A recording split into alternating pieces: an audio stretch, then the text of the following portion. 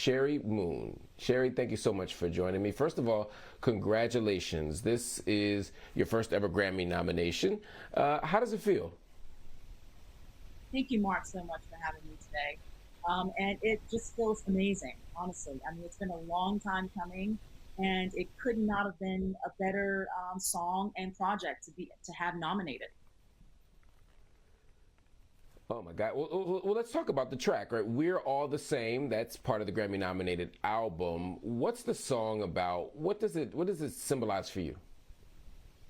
Well, it really is a very universal message of teaching children, and also some of those parents that forget, and adults, about just unity and all of us being one and being people of the universe.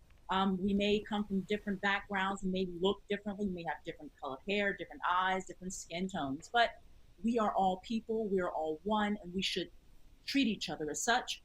And also just, just to kind of unite.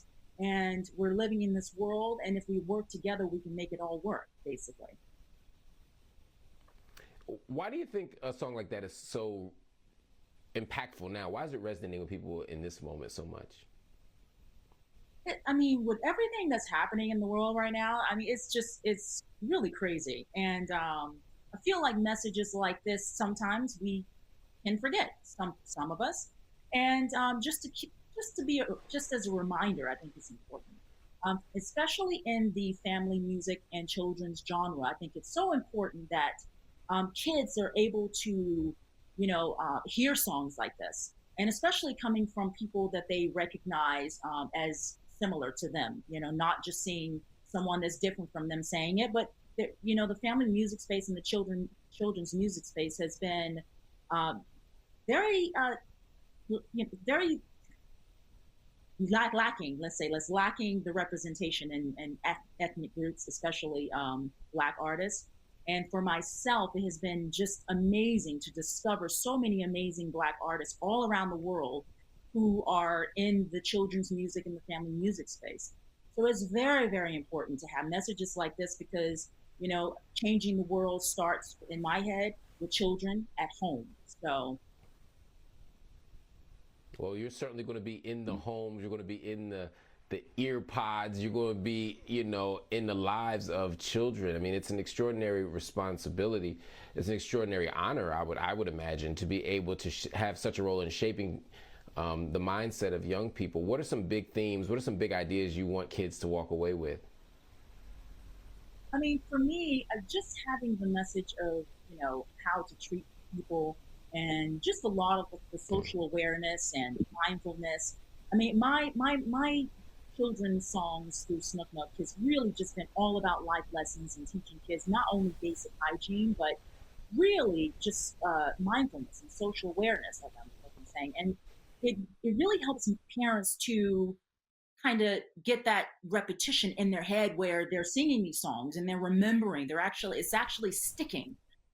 So for me it's really important, and I'm excited that people are responding and it's having such a great response. And I just can't reiterate enough how like I'm just so honored to be a part of the One Tribe Collective, which is an amazing group of Black artists who are putting out similar messages, which is quite a surprise for me. This is something I kind of stumbled on myself in the last couple of years, which is amazing. Talk about that, coming across a collective of Black artists that are doing not just art that resonates with you, but art that makes the world better. How important is that for you as an artist to have that as part of what you do? Oh God. I mean, honestly, I mean, I've been in the industry for a long time and I've written, a lot of songs in the pop world and the dance world.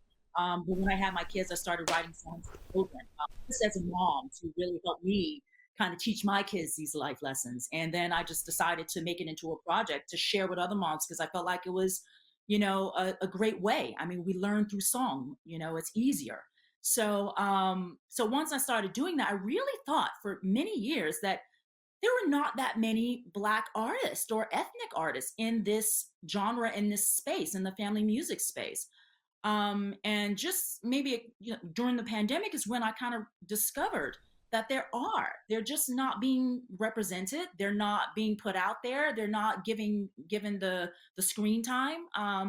And so once, I started connecting with communities and organizations like Family Music Forward, who helps to put these groups of people together and, kind of do these projects.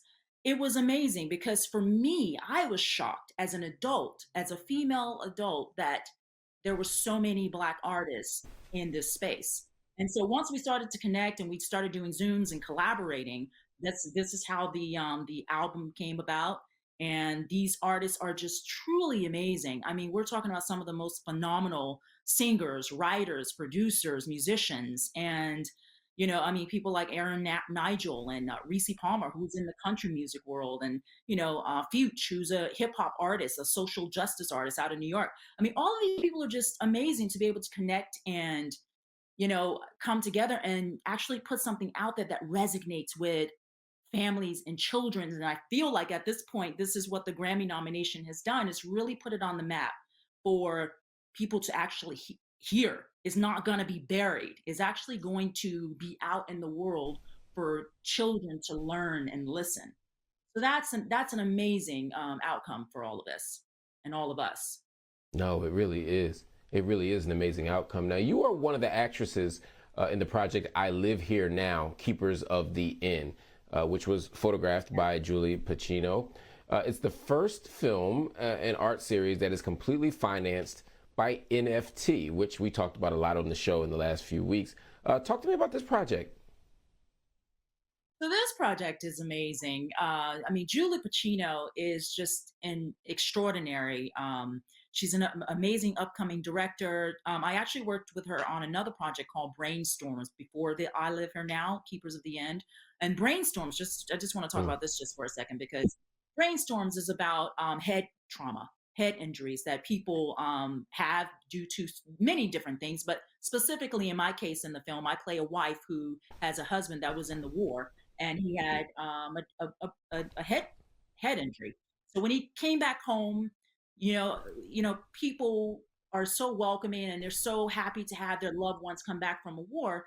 But unfortunately, you don't always get the same person that left. And that's what this movie is about. My husband basically came back and he wasn't all there, and it was just the struggle. And we had a 6-year-old child, and basically we're taking care of him, and we're trying to nurse him back to being himself, and that could be a huge journey that some people may never get back to that point. So that was an amazing project, Brainstorms. And then I got to work with her on I Live Here Now, Keepers of the End, which is we shot that at Madonna Inn, the historic hotel with all that beautiful art and stuff, and that was great.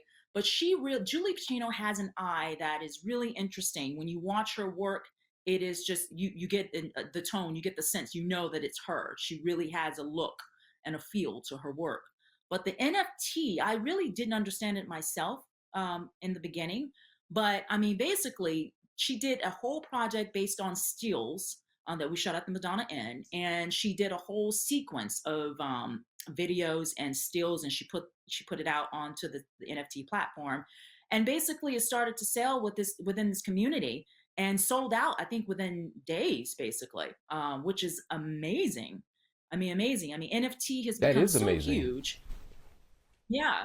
I mean, it's amazing with artists being able to actually have another platform to put their work out and be not only compensated, because as an artist, it's very hard to be compensated, right? So not only be compensated, but also having people appreciate your art, and it being on a platform where it could actually live and it can gain value and so on and so forth. When people don't know a lot about NFTs and that they actually can gain value, and there's a resale market. And so, if you're owning one of these images or these video stills or whatever you bought as a part of your collection, you can either hold on to it or you can resell it to someone else. Or, I mean, it's pretty nuts.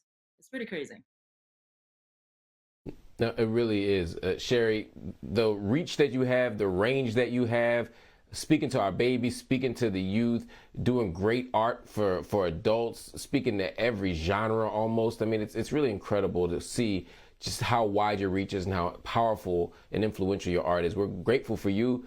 We're happy and proud for the Grammy nomination, and we can't wait to watch how it all plays out. Thanks so much for stopping by on Black News tonight.